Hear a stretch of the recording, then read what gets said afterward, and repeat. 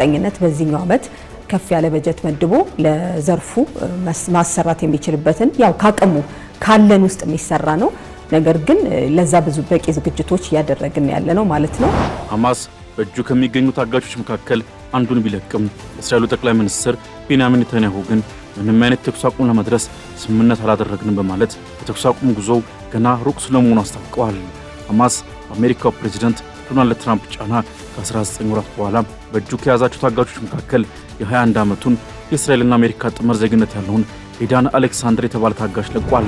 የህንዱ ጠቅላይ ሚኒስትር ናሬንድራ ሞዲም ህንድ ውጊያውን ያቆመችው በጊዜያዊነት ነው ሲሉ ተናግረዋል። አገሬ ምንም አይነት የሽብር ጥቃት የሚደርስባት ከሆነ አጸፋውን ለመመለስ ወደ ኋላ አትልም ሲሉ ያከሉት ጠቅላይ ሚኒስትሩ ያሁኑ ውጊያም ቢሆን በደረሰብን የሽብር ጥቃት ሳቢያ የተነሳ ነው ሲሉ ጠቁመዋል። ዛሬ በዘመኑ ውስጥ የምንጠቀምባቸው አንድ ተለቅ ያለ አስገራሚ ቴክኖሎጂ አለ። ይህም ሪጀነሬቲቭ ወይ ደግሞ በተለምዶ ሪጄን በመባል ይታወቃል። ይህ የመኪና ፍሬን ሲስተም ለብዙ ዓመታት ስንጠቀምበት የመጡ ናቸው እኛ ሀገር ላይ እንዲሁም በሌሎች ሀገር ላይ የምንጠቀመው። ነገር ግን በኤሌክትሪክ መኪና አውቶሞቢል ቴክኖሎጂ ላይ ፍሬን ሲስተሙን የሚያግዝ የኤሌክትሪክ ኃይል መፍጠር የሚችል ራሱን የቻለ ሪጀነሬቲቭ ሲስተም ወይ ደግሞ ሪጄን የሚባል አለ። ጤና ይስጥልን የተወደዳችሁ ተመልካቾቻችን፣ እነሆ ሰዓቱ ደርሶ ሀገሬ ዜና ተጀምሯል። ከዜናዎቹ ጋር እሱ ባለው ጋሻው አብሬያችሁ ቆይታ አደርጋለሁ። አብራችሁ እንድትሆኑ ደግሞ አክብሮታዊ ግብዣዬ ነው። ልማት አብሮነትና ሰላም ላይ ያተኮረና በርካታ ባለድርሻ አካላትን ያሳተፈው ዓለም አቀፍ ጉባኤ በአዲስ አበባ ተጀምሯል። መድረኩ የቡድን 20 መሪዎች ስብሰባ ላይ የሚቀርቡ አጀንዳዎችን ለመጠቆም እንደሚያግዝም ተገልጿል። በጉባኤው ማስጀመሪያ መርሃ ግብር ላይ የእምነት ተቋማት መሪዎችን ጨምሮ ከፍተኛ ባለስልጣናት ተገኝተዋል። አልታየህ ኪዳኔ። ሰላም ልማትና አብሮነት ላይ ያተኮረ ዓለም አቀፍ ጉባኤ በአዲስ አበባ ተጀምሯል። በዚህ ጉባኤ ላይ ትልልቅ ባለስልጣናት ተገኝተዋል። የኢፌዴሪ ፕሬዝዳንት ታዬ አጽቀሥላሴን ጨምሮ የአፍሪካ ህብረት ሊቀመንበር የሆኑት መሐመድ አሊ ዩሱፍ በዚህ ጉባኤ ላይ ተገኝተዋል። በአፍሪካ መዲና በሆነችው አዲስ አበባ ይህ መድረክ እንዲዘጋጅ የኢትዮጵያ ሃይማኖት ተቋማት ጉባኤ ኢኒሼቲቭን በመውሰድ ዋና ኃላፊነቱን ሚና በመቀበል ከተለያዩ በአፍሪካ ከሚገኙ የእምነት ተቋማትና ተጽዕኖ ፈጣሪዎች፣ የባህል መሪዎች እንዲሁም በዓለም አቀፍ ከሚገኙ የጂ20 አባል ሀገራት የሃይማኖት መሪዎች ጋር በመሆን የተዘጋጀ መድረክ ነው። ቁጥራቸው ከ200 በላይ የሚልቁ አጠቃላይ ተሳታፊዎች ይገኛሉ። በዓለም አቀፍ ደግሞ ከሚገኙት የኢትዮጵያ አጋር ተብለው ከሚጠሩት ሀገራት መካከልም መርጠን የጋበዝንበት መድረክ ነው። ዛሬ እንግዲህ ይኸው በአፍሪካን ኢንተር ሪሊጂየስ ኮንፈረንስ ላይ ነው የምንገኘው። ይሄ ማለት አፍሪካ የሃይማኖት ተቋማት የጋራ ውይይት የጋራ ንግግር ላይ ነው የምንገኘው።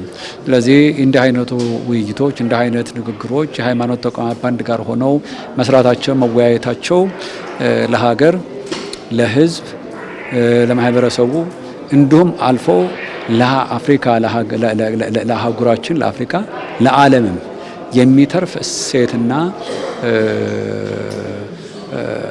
የሚበቃ ሀብት ያለን መሆናችንን ነው የሚያሳየው። ከ200 በላይ ባለድርሻ አካላት በተገኙበት በዚህ ጉባኤ ላይ የተለያዩ አጀንዳዎች ይቀርባሉ ተብሎ ይጠበቃል።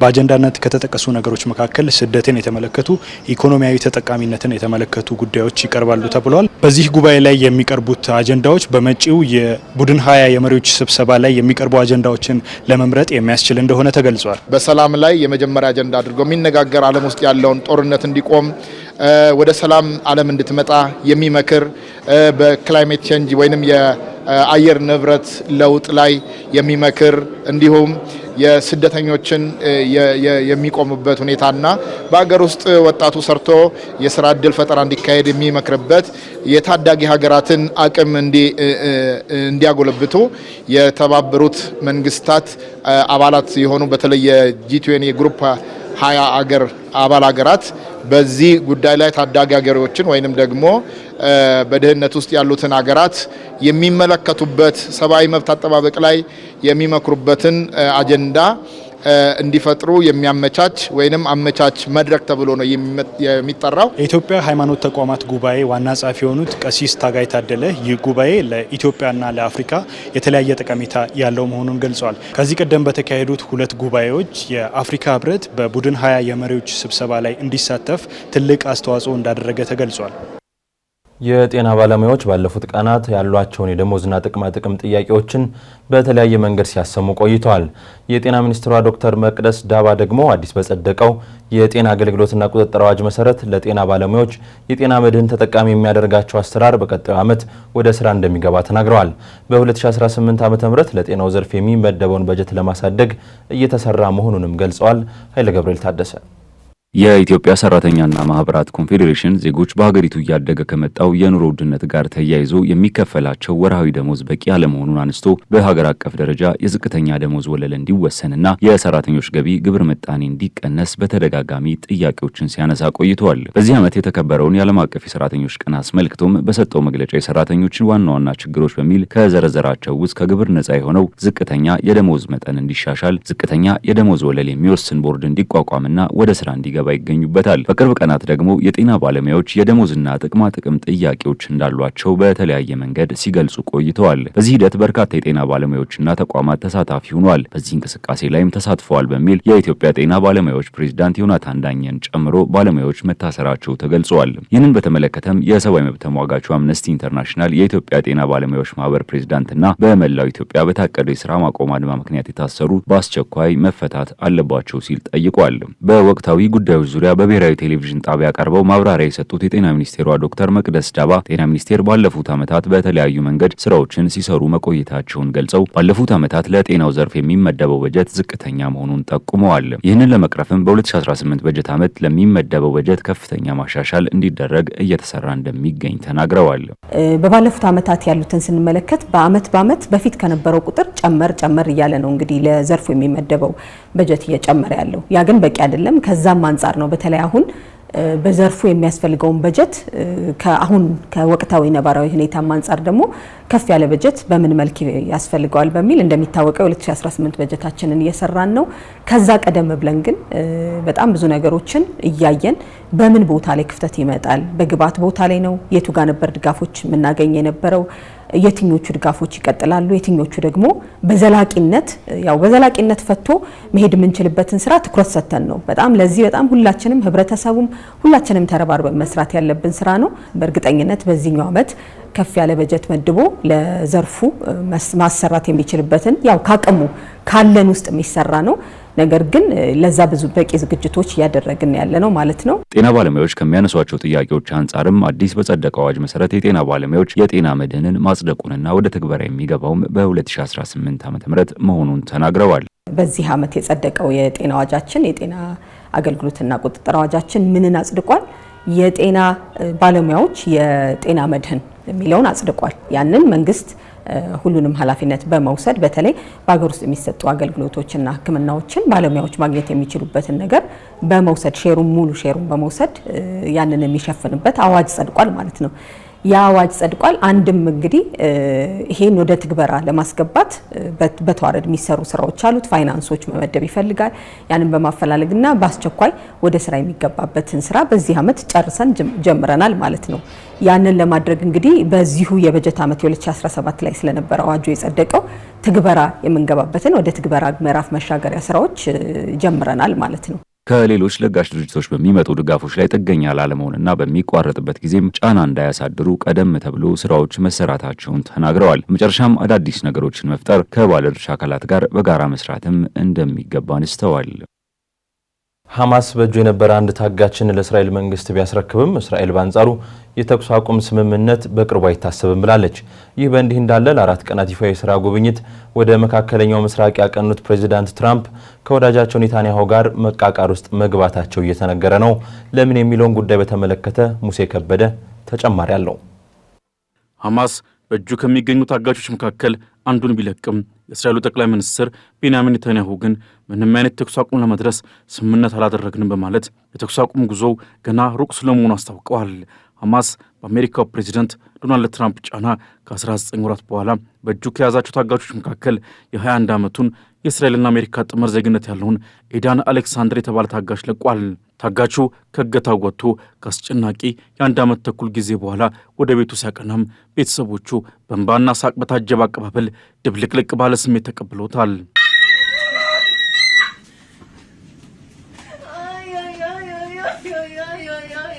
It's not በሌላው አንጻር ጋዛ አሁንም በሚሳኤል አረር መታረሷን ቀጥላለች። ሐማስ ምንም እንኳን ታጋቹን ለእስራኤል መንግስት ያስረከበ ቢሆንም በዚህ መልኩ ዘላቂ የተኩስ አቁም ለማድረግ ቃል አልገባንም ያሉ ጠቅላይ ሚኒስትር ኔታንያሁ በቀጣይ የተኩስ ማቆም እርምጃ ከኛ ጠብቁ ሲሉ ተደምጠዋል። በጋዛ የሚደረገውን ጠንካራ ወታደራዊ ዘመቻ የማካሄድ እቅድም ተጠናክሮ ይቀጥላል ስለማለታቸው ሮይተርስ ዘግቧል። የእስራኤል ጦር በትላንትናው ዕለትም በጋዛ ሰርጥ ከጦርነቱ በኋላ ወደ ተፈናቃይ መጠለያ ጣቢያ በተቀየረ አንድ ትምህርት ቤት ላይ በፈጸመው የሚሳኤል ጥቃት በትንሹ 7 ሰዎችን ስለመግደሉም አሶሺየትድ ፕሬስ በዘገባው አስፍሯል። ፍልስጤማውያን ዜጎችም ላለፉት 2 ዓመታት በላይ ሲያሳልፉት የነበረውን የመከራና የስቃይ ሕይወትም መግፋት ተያይዘውታል።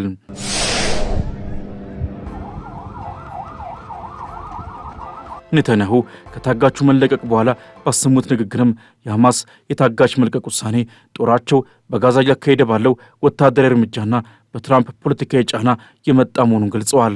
በዲፕሎማሲያዊ ጫና ታጋቹ እንዲለቀቅ አድርገዋል ሲሉ ምስጋና ያጎረፉላቸውን ትራምፕን አነጋግሬያቸው ነበር ያሉት ኔታንያሁ አሜሪካ እስራኤል ሐማስን ድል እንድትነሳና ሁሉም ታጋቾች እንዲለቀቁ ለቴል አቪቭ የምትሰጠውን ድጋፍ እንደምትቀጥልም አረጋግጠውልኛል ሲሉ ተደምጠዋል። ከትራምፕ ጋር አውርተናል። እሱ እንዳለኝ ሁሉንም የጦርነቱ ግባችንን ለማሳካት ለእስራኤል የሚፈለገውን ነገር ለማድረግ ቁርጠኛ ነኝ። ከአንተም ጋር በቅርብ ትብብር የምንሰራቸውን ስራዎች ለመቀጠል ቁርጠኛ ነኝ ሲል አረጋግጦልኛል። ማለትም ሁሉንም ታጋቾች ለማስለቀቅና ሐማስን ለማሸነፍ በጋራ የሚሆን ነው። ጉዳዮች የተያዙ ናቸው። ይሁንና ከኔታንያሁ ንግግር በተጻራሪ ከቅርብ ጊዜያት ወዲህ በኢራንም ጉዳይ ይሁን በጋዛ እየተካሄደ ባለው ጦርነት እጅና ጓንት የነበሩት ኔታንያሁና ትራምፕ ጀርባ እንደተሰጣጡ የሚወጡ መረጃዎች እያሳዩ ነው። እንደ ኢኮኖሚክ ታይምስ ዘገባ ለሁለቱ ጥብቅ ወዳጆች መቃቃር ሁነኛ ምክንያት ተደርጎ የተቀመጠው ጉዳይ ደግሞ በመካከለኛው ምስራቅ ወሳኝ ጉዳዮች ላይ የያዙት አቋም ነው። ትራምፕ አስተዳደራቸው ከሐማስ ጋር ቀጥተኛ በሆነ መንገድ ንግግር እያደረገ መሆኑና በየመን የሁቲ ይዞታዎች ላይ የሚወስደውን ብርቱ ጥቃት ለማቆም መወሰኑ በኔታንያሁ በኩል አልተወደደላቸውም። ሌላኛው ጉዳይ ደግሞ መሪዎቹ በኢራን የኒኩሌር ስምምነት ላይ የያዙት የተለያዩ አቋም ነው። እስራኤል የኢራን የኒኩሌር መሠረተ ልማቶችን ለመምታትና የኒኩሌር ፕሮግራሞችን ለማዳከም የያዘችው ጠንካራ ዕቅድ የተለሳለሰ አቋም እያራመዱ ካሉት ትራምፕ ጋር በተቃራኒ ዋልታ አስቀምጧቸዋል። የህንዱ ተነባቢ ጋዜጣ ዘ ኢኮኖሚክ ታይምስ አናዶሉን ዋቢ አድርጎ እንዳተተው ትራምፕ ከኔታንያሁ ጋር ቀጥተኛ ግንኙነት አቋርጧል ሲል አስነብቧል። አዲስ በተሰማ ዜና ደግሞ ኔታንያሁ ሀገራቸው ከአሜሪካ መንግስት የጦር መሳሪያ እርዳታ ከፍተኛ ተጽዕኖ መላቀቅ አለበት ሲሉ ያሰሙት ንግግር መሪዎቹ መልካም በሚባል ግንኙነት ላይ እንደማይገኙ ፍንጭ የሰጠ ሆኗል። ፕሬዚዳንት ዶናልድ ትራምፕ በሁለተኛው የሥልጣን ዘመናቸው ወቅት ከአሜሪካ ውጭ የመጀመሪያውን ዓለም አቀፍ ጉብኝት ባደረጉበት ወቅትም ወደ መካከለኛው ምስራቅ ያቀኑ ሲሆን በጉብኝታቸው ወቅት እጎበኛቸዋለሁ ካሏቸው የቀጠኑ ሀገራት መካከል እስራኤል አለመገኘቷ ለመሪዎቹ ግንኙነት መሻከር ሌላው አመላካሽ ነጥብ ሆኗል። በዓለም የፖለቲካና ዲፕሎማሲ የድርድር ሂደቶች ላይ ቁንጮ ሆነው ከፊት የተቀመጡ ካሉ የቀጠኑ ሀገራት መካከል የሚጠቀሱት ሳውዲ አረቢያ፣ ኳታርና እንዲሁም የተባበሩት አረብ ኤምሬትስ ትራምፕ ይጎበኟቸዋል ተብሎ ቀጠሮ የተያዘላቸው ሀገራት ናቸው። ፕሬዚዳንቱ በቅድሚያም የአሜሪካ ሁነኛ አጋር እንደሆነች በሚነገርላት ሳውዲ አረቢያ ሲደርሱ በሳውዲ የንጉሳን ቤተሰቦች ደማቅ አቀባበል ተደርጎላቸዋል።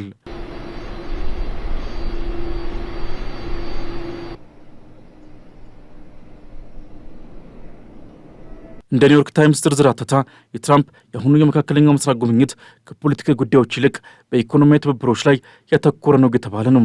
ከ1 ትሪሊዮን ዶላር በላይ ዋጋ ያላቸው የሰው ሰራሽ አስተውሎት ወይም ኤአይ ልማቶች የጦር መሳሪያ ሻር ከኢኮኖሚያዊ ጉዳዮች ባሻገርም በቀጠናዊ የፖለቲካዊ ጉዳዮች ላይ ይመክራሉ ተብሎ እንደሚጠበቅ እየተሰማ ሲሆን ትራምፕ በጉብኝታቸው ወቅትም የሚያሳልፉት ፖለቲካዊ ውሳኔ በቀጠናው በዋናነትም በጋዛ ላይ የሚኖሩ ዳፋ ግዙፍ ስለመሆኑ ከወዲሁ እየተነገረ ይገኛል። ከፓኪስታን ጋር የተኩስ አቁም ስምምነት ላይ የምትገኘው ህንድ ስምምነቱ ዘላቂ የሚባል አይደለም ስትል አስታውቃለች። የሽብር ጥቃት ከደረሰብን ዳግም ወደ ጦርነት መግባታችን አይቀርም ያሉት ጠቅላይ ሚኒስትር ናሬንድራ ሞዲ ከፓኪስታን ጋር ከሽብርተኞች ጋር በተያያዘ አሊያም በካሽሚር ጉዳይ ካልሆነ መነጋገር አንፈልግም ብለዋል። ተጨማሪ አለን። ህንድና ፓኪስታንን ላለፉት 78 ዓመታት ስታወዛገብ የከረመችው ካሽሚር ግዛት አሁንም ከደቡብ እስያ አልፋ ዓለምን እያነጋገረች ትገኛለች። ላለፉት ቀናት በሁለቱ ጎረቤት ሀገራት መካከል ተፋፍሞ የነበረው ጦርነት ለጊዜው ጋብ ቢልም ሁለቱም ሀገራት ውጊያ ያቆምነው ለሰላም ስንል ነው፣ ጸባጫሪነት ካለ ግን ወደ ውጊያ መመለሳችን አይቀርም እያሉ ይገኛሉ። አሜሪካ አሸማግለዋለሁ ባለችውና ባለፈው ቅዳሜ በተፈጸመው የተኩስ አቁም ስምምነት መሰረት የሁለቱ ሀገራት ቱጫ መዘዛ ጋብ ካለ በኋላ ለመጀመሪያ ጊዜ በመገናኛ ብዙሃን በኩል ብቅ ብለው አስተያየታቸውን የሰጡት የህንዱ ጠቅላይ ሚኒስትር ናሬንድራ ሞዲም ህንድ ውጊያውን ያቆመችው በጊዜያዊነት ነው ሲሉ ተናግረዋል። ሀገሬ ምንም አይነት የሽብር ጥቃት የሚደርስባት ከሆነ አጸፋውን ለመመለስ ወደ ኋላ አትልም ሲሉ ያከሉት ጠቅላይ ሚኒስትሩ የአሁኑ ውጊያም ቢሆን በደረሰብን የሽብር ጥቃት ሳቢያ የተነሳ ነው ሲሉ ጠቁመዋል።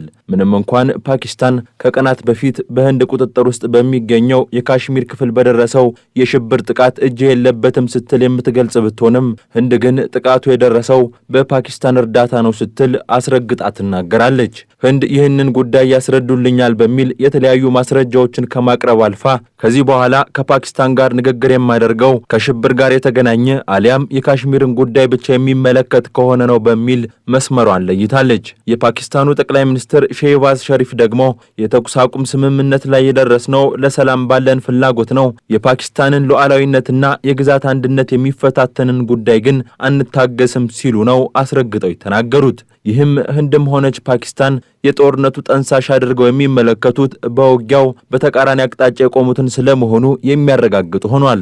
የፓኪስታንን እያንዳንዷን እርምጃ እንከታተላለን ሲሉ ኮስታራ ንግግር ያሰሙት የህንዱ ጠቅላይ ሚኒስትር ናሬንድራ ሞዲ ሁለቱ ሀገራት ወደ ጠረጴዛ መጥተው ሊነጋገሩ ይገባል በሚል የሚደረጉ ግፊቶችን ተችተዋል። ከካሽሚርና ከሽብርተኝነት ጉዳዮች ከፓኪስታን ጋር ለመነጋገር አንፈልግም የምንለው ሽብርና ንግግር አብረው ስለማይሄዱ ነው የሚሉት ጠቅላይ ሚኒስትሩ ንግድና ሽብርም አብረው አይሄዱም በማለት ጎረቤታቸውን ክፉኛ ወርፈዋል። ፓኪስታን ግን የሚቀርቡባትን ወቀሳዎች ሙሉ በሙሉ ውድቅ በማድረግ ህንድ ሉዓላዊ ግዛቴን በመጣስ ጥቃት ፈጽማብኛለች ስትል የምትከስ ናት። የትኛውም ዲፕሎማሲያዊም ሆነ ወታደራዊ ጥረት መፍትሄ ያልሰጠው የካሽሚር ጉዳይ ግን ሁለቱን ጎረቤት ሀገራት በየጊዜው ለመሰል ግጭት የሚጋብዝ ያልተቀበረ ቦምብ ሆኖ ቀጥሏል። እኔ የሰላም ሰው ነኝ፣ የሩሲያውም ይሁን የጋዛው ጦርነት በእኔ የፕሬዝዳንትነት ዘመን ላይ ሊነሱ አይችሉም ነበር፣ አሁንም ቢሆን ጦርነቶች እንዲቋጩ ማድረግ የሚቻለኝ እኔ ነኝ ሲሉ ስለ ራሳቸው በተደጋጋሚ ሲናገሩ የሚደመጡት የአሜሪካው ፕሬዝዳንት ዶናልድ ትራምፕ ህንድና ፓኪስታን ወደ ሰላም እንዲመጡ ማድረግ የቻልነው እኛ ነን ሲሉ የተናገሩ ቢሆንም የህንድ ወዳጃቸው ሞዲ ትላንት ባደረጉት ንግግር ላይ ግን ትራምፕን ሲያመሰግኑ አሊያም ከጉዳዩ ጋር አያይዘው ሲያነሷቸው አልተደመጡም። ህንድን ከፈረንጆቹ 2014 ጀምሮ እያስተዳደሩ የሚገኙት ሞዲ ከትራምፕ ጋር ወዳጅነት እንዳላቸው የሚነገርላቸው ሲሆኑ ትራምፕ ዳግም ወደ ነጩ ቤተ መንግስት ከተመለሱ በኋላ ዋሽንግተን ድረስ ሄደው ለመወያየትም ጥቂት ቀናት ብቻ ነበር የወሰደባቸው። ምንም እንኳን ህንድ ከሩሲያ ጋር ያላት ግንኙነት ብሪክስን የመሰለ ትራምፕ በአይነ ቁራኛ የሚመለከቱትን ድርጅት ከሌሎች ሀገራት ጋር ለመመስረት ያስቻላት ቢሆንም ከአሜሪካ ጋርም ሞቅ ያለ ግንኙነት ከመመስረት አልፋ መሳሪያ እስከ መሸመት ደርሳለች። ምንም እንኳን ህንድና አሜሪካ በመሰል ወዳጅነት ውስጥ ቢገኙም ህንድ ከፓኪስታን ጋር ባላት ግንኙነት ውስጥ ሌላ ሶስተኛ ወገን ማስገባት አትፈልግም የሚለው የቢቢሲ ትንታኔ ጠቅላይ ሚኒስትር ሞዲ ከተኩስ አቁም ስምምነቱ ጋር በተያያዘ የፕሬዝዳንት ትራምፕን ስም ያላነሱት ከዚሁ የመንግስታቸው አቋም ጋር በተያያዘ ስለመሆኑ አትቷል። በህንድ የውጭ ጉዳይ መስሪያ ቤት ስለ ሶስተኛ ወገን አሸማጋይነት ማንሳት እጅጉን የተከለከለ ጉዳይ ቢሆንም ፓኪስታን በአንጻሩ የሶስተኛ ወገን መግባትን በደስታ የምትቀበለው ጉዳይ ስለመሆኑ ይነሳል። ይህ ሁኔታም ሁለቱ ሀገራት በቅርብ ጊዜ ወደ ንግግር እንዳይመጡ ሊያደርግ ይችላል የሚል ስጋትን ፈጥሯል። ሀገሬ ዜና እንደቀጠለ ነው። የተወደዳችሁ ተመልካቾቻችን፣ አሁን ደግሞ ወደ አጫጭር መረጃዎች እናልፋለን። የህዝብ ተወካዮች ምክር ቤት ዛሬ ማክሰኞ ባካሄደው መደበኛ ስብሰባው 4 የስምምነት አዋጆችን መርምሮ አጽድቋል። በቀዳሚነት የጸደቀው ለአካባቢና አረንጓዴ ኢኮኖሚ ልማት በኢትዮጵያና በጣሊያን መካከል የተደረገውን የ11 ሚሊዮን 500 ሺህ ዩሮ የብድር ስምምነት ነው። ሁለተኛው ለመማር ማስተማር ማጎልበቻ የትምህርት ዘርፍ ትራንስፎርሜሽን ፕሮግራም ማስፈጸሚያ የኢትዮጵያ መንግስት ከዓለም አቀፍ የልማት ማህበር ያገኘውን የ50 ሚሊዮን ዶላር የብድር ስምምነት ነው። በተጨማሪም የአፍሪካ ፋይናንስ ኮርፖሬሽን ማቋቋሚያ ስምምነት እንዲሁም በኢትዮጵያና በኦስትሪያ መንግስት መካከል የተፈረመው የትራንስፖርት ስምምነት ጸድቋል።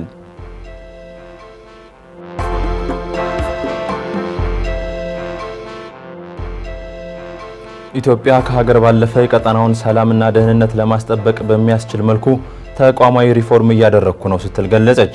ይህ የተገለጸው ኢትዮጵያ እያስተናገደችው ባለው የአፍሪካ መረጃና ደህንነት አገልግሎት ኮሚቴ የምስራቅ አፍሪካ ቀጣናዊ ስብሰባ ላይ ነው። በስብሰባው ላይ የብሔራዊ መረጃና ደህንነት አገልግሎት ዳይሬክተር ጀነራል አምባሳደር ሬድዋን ሁሴን ኢትዮጵያ ከሀገር ባለፈ የቀጣናውን ሰላምና ደህንነት ለማስጠበቅ በሚያስችል መልኩ ተቋማዊ ሪፎርም እያደረገች እንደምትገኝ ተናግረዋል። እያጋጠሙ ያሉ ችግሮችን ለመቅረፍም በትብብር መስራት ይገባል ብለዋል።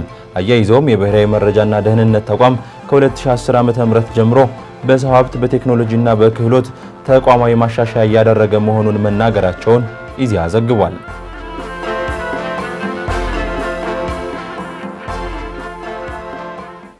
የኢትዮጵያ አየር መንገድ ልዩ የሀጅ ጉዞ አገልግሎት መጀመሩን አስታውቋል።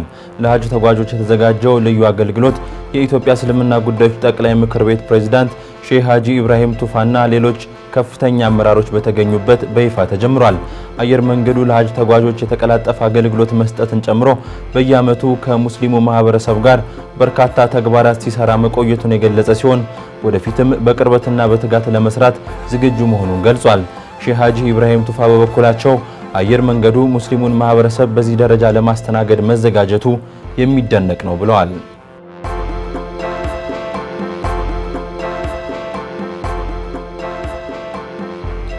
በሊቢያ ዋና ከተማ ትሪፖሊ አዲስ ግጭት ተቀሰቀሰ።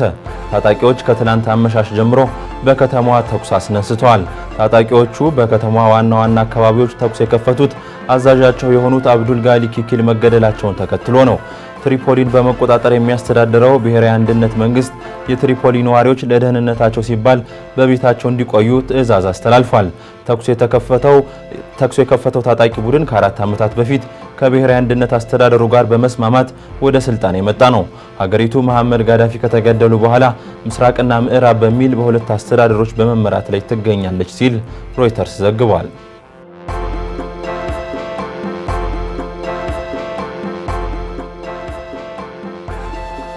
ፕሬዚዳንት ዶናልድ ትራምፕ በሶሪያ ላይ ጥለውት የነበረውን ማዕቀብ ለማንሳት ማቀዳቸውን አስታወቁ።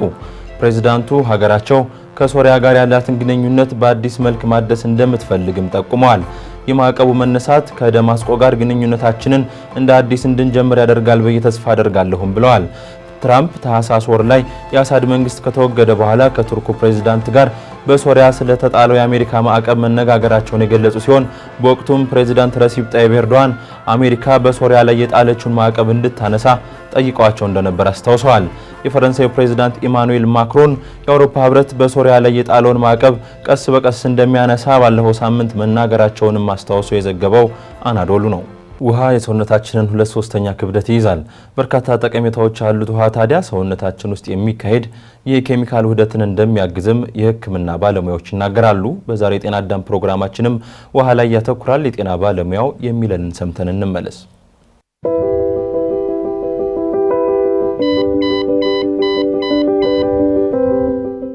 መቼም ስለ ውሃ ዓለም ተፈጠረበት ከሚባለው ቀን ተነስተን እስካሁን ብዙ ነገር ተብሏል።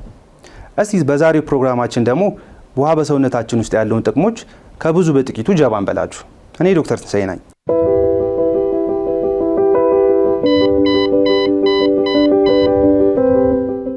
ስለ ውሃ በሰውነታችን ውስጥ ያለውን ይዘትና መጠን ጠቅለል አድርገን መረጃ እንስጣችሁ። ውሃ በሰውነታችን ውስጥ ያለውን ከ50 እስከ 75% መጠን የሚሸፍን ሲሆን ይህም ሰውነታችን በህይወት ለመቆየት ለሚያደርገው የዕለት ከዕለት ክንዋኔዎች ውስጥ በአይን ከማይታዩ የሴል ህዋሶች ጀምሮ እስከ ትልልቆቹ የሰውነታችን ክፍሎች ትልቁን ሚና ይጫወታል። በተጓዳኝ ደግሞ የሰውነት የዕለት ከዕለት ክንዋኔዎችን ተከትለው ከሚመጡ ተረፈ ምርቶች ለምሳሌ ላብ፣ ሽንት ውሃ ትልቁን ፐርሰንት ይይዛል።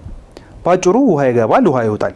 ያው ደሞዝ በሉት። አያርገውና በሰውነታችን የውሃ ገቢና ወጪ መካከል መዛባት በሚኖርበት ጊዜ ሰውነታችን በተፈጥሮ ውሃን አጠራቅሞ ከፍ ሲልም መዛባት ካለ ደግሞ ራሱን በራሱ ማስተካከል ስለሌለው የእኛን አጋዥነት ይፈልጋል ማለት ነው። ይህ ማለት ማንኛውም የህብረተሰባችን ክፍል በየትኛውም የእድሜ ደረጃና ጾታ መደብ ላይ እንዳስፈላጊነቱ ተገቢውን መጠንና ጤንነቱን የጠበቀ ውሃ ማግኘት አለበት ማለት ነው። እንግዲህ በግርድፉ ይህን ካልናችሁ አንድ አዋቂ ሰው በቀን ውስጥ ምን ያህል ውሃ መጠጣት አለበት ብሎ መጠየቁ አይቀሬ ነው። በእርግጥ ይህን ውሃ መጠን የሚወስኑ ብዙ ነገሮች ይኖራሉ። በዋናነት ግን ጾታና እድሜ የሚጠቀሱ ናቸው። በዓለም አቀፉ የጤና ድርጅት መሰረት አንድ አዋቂ ይህም ከ19 ዓመት በላይ ሲሆን ለወንዶች ከ2.6 ሊትር በላይ ሲሆን ለሴቶች ደግሞ ይህም ማታጠባ ወይም ያላረገዘች ከሆነች ከ2.1 ሊትር በላይ መሆን አለበት ይላል። የምታጠባ ወይም ያረገዘች ከሆነ ደግሞ ከ2.3 እስከ 2.6 ሊትር ያስፈልጋል ሲል ያስቀምጣል። ነገር ግን ይህን መጠን እንደ ግለሰቡ ሁኔታዎች ከፍ ወይም ዝቅ ሊል ይችላል። ለምሳሌ መጠኑ ከፍ እንዲያደርጉ ከሚችሉ ነገሮች አንዱ አጣዳፊ ተቅማጥና ትውከት፣ አካላዊ ሰውነት እንቅስቃሴ ለሚያደርጉ ሰዎች፣ ፋይበር የበዛበት ምግብ፣ ይህም ጥራጥሬና ፍራፍሬዎችን የሚያጠቃልል ሲሆን ይህም ሆዳችን ለሆድ ድርቀት እንዳይጋለጥ ይረዳናል። እንግዲህ አንድ ግለሰብ በቀን ውስጥ ይህን ያህል ውሃ መጠጣት አለበት ካለን ውሃ በሌለበት ከየት ይመጣል ትሉን ይሆናል። ነገር ግን የምንመገባቸው ምግቦች ደረቅና ጠጣር ምግቦችን ያጠቃልላል። ከውስጣቸው 20% በላይ ውሃ እንደሚይዙ ያውቃሉ? ምግብም ውሃ ነው እያልናችሁ ነው። ነገር ግን 70% የሚሆነው የሰውነታችን ክፍል የሚያስፈልገው የውሃ ግብዓት ከምንጠጣው ውሃ የሚገኝ ነውና በተገኘው አጋጣሚና በቻልነው አቅም ውሃ መጠጣት ይመከራል። ነገር ግን እኔ ውሃ ከጉሮሮ አይወርድም ለምትሉ መፍትሄውን ጀባ እንበላችሁ። ውሃችሁ ላይ ሎሚ ጨምቆ ወይም ቆረጥ አድርጎ በመጠቀም በቻልነው አቅም ምግብና ስናክ ጋር ለመጠቀም መሞከርና እንዲሁም በዙሪያችን ውሃን በማስቀመጥ የውሃ የመጣትን ባህላችን ለማሳደግ መሞከር ነው። ካልሆነ ግን በመጠኑ ሊተክሉን የሚችሉ ፈሳሾችን መጠቀም ይበረታታል። ለምሳሌ ወተት በውስጡ ከ80% በላይ ውሃ ስላለው ውሃ ሙሉ ለሙሉ ባይተካም መጠቀም ግን ይመከራል። እንግዲህ ከላይ ለመጥቀስ እንደሞከር ነው ውሃ በሰውነታችን ብዙ የያዘ እንደመሆኑ መጠን አሁን ደግሞ ውሃ በሰውነታችን ውስጥ ያለውን ጥቅም በጥቂቱ እንንገራችሁ። የምግብ መፈጨትን መፋጠንና የሆድ ድርቀትን መከላከል፣ መገጣጠሚያዎችና ቆዳ ማለስለስ፣ የሰውነትን ሙቀት መቆጣጠርና የሽንት ቧንቧ ኢንፌክሽንም ከፍ ሲልም በሰውነታችን አላስፈላጊ የሆኑ ተረፈ ምርቶችን ማስወገድ ጥቂቶቹ ናቸው። በሌላ ፕሮግራማችን ስለ ድርቀት ወይም ደግሞ ዲሃይድሬሽን ብለን ስለምንጠራው የጤና እክል አንዳንድ ነገሮችን ይዘንላችሁ ስለምንቀር አብራችሁን ቆዩ።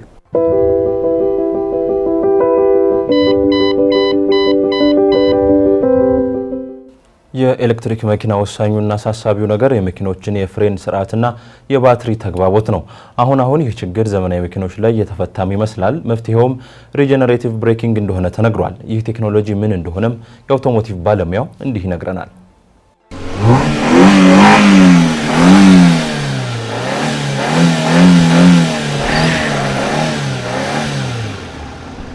ሰላም እንደምናላችሁ ውድ ተመልካቾቻችን፣ በዛሬው ዝግጅታችን ስለ ሪጀነሬቲቭ ብሬኪንግ የተለያዩ መረጃዎችን ይዤላችሁ የቀረብኩት የአውቶሞቲቭ ባለሙያ አዶንያ ብርሃኔ። መልካም ቆይታ።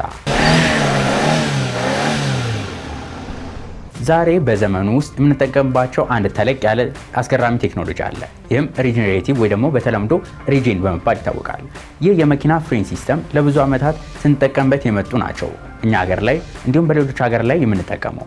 ነገር ግን በኤሌክትሪክ መኪና አውቶሞቢሎች ቴክኖሎጂ ላይ ፍሬን ሲስተሙን የሚያግዝ የኤሌክትሪክ ኃይል መፍጠር የሚችል ራሱን የቻለ ሪጀነሬቲቭ ሲስተም ወይ ደግሞ ሪጄን የሚባል አለ።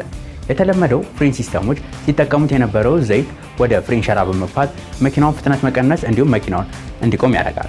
ይህ በሚሆንበት ጊዜ ከመኪናው ጋር የመጣውን ኃይል ሙሉ ለሙሉ ያጠፋዋል። ነገር ግን ሪጀነሬቲቭ ብሬኪንግ ስርዓት ይህ የሚንቀሳቀስ ኃይል እንደገና እንድንጠቀምበት ያደርገናል።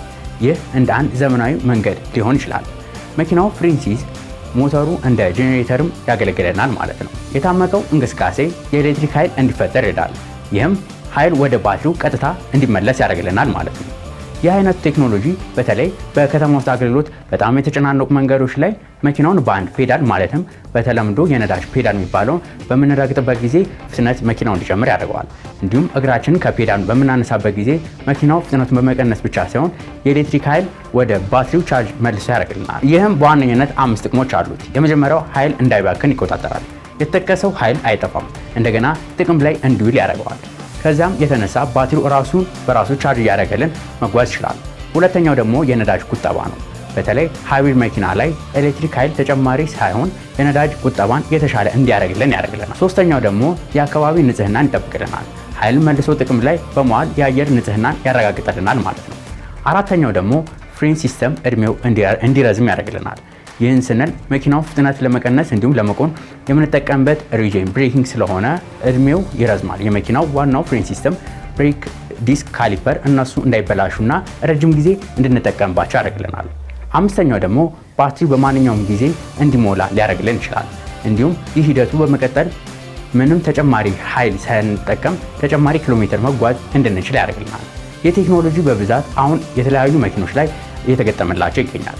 ከነዚህ መካከል እነ ቴስላ ሞዴል 3፣ ሞዴል ዋይ፣ BYD ዶልፊን፣ BYD ሲል፣ ቶዮታ ፕሪየስ እንዲሁም ቶዮታ ኮሮላ ተጠቃሽ ናቸው። ከዚህ በተጨማሪም ታዋቂ የሆነው ኒሳን ሊፍ የሚባለው ተሽከርካሪ ላይ ተገጥሞ እናገኘዋለን። ሪጄን ብሬኪንግ በአሁን ዘመን የኃይል ቆጣቢና የአካባቢ ንጽህና ለመጠበቅ ዋነኛ ቴክኖሎጂ ነው። ከተለመዱ መኪኖች ወደ ኤሌክትሪክ መኪና በመቀየር ሪጄን ብሬኪንግ ዘዴን ፍላጎታችንን መኪናችንን ያለ ሀሳብ እንድንጠቀም ከሚያደርጉን አስገራሚ ቴክኖሎጂዎች መካከል አንዱ ነው። ለዛሬ ይዤላችሁ የቀረብኩት መረጃ ይህን ይመስል ነበር። በቀጣይ ሌሎች ከመኪና ጋር በተገናኙ መረጃዎች እስከምንገናኝ ድረስ መልካም ሁሉ ተመኘው።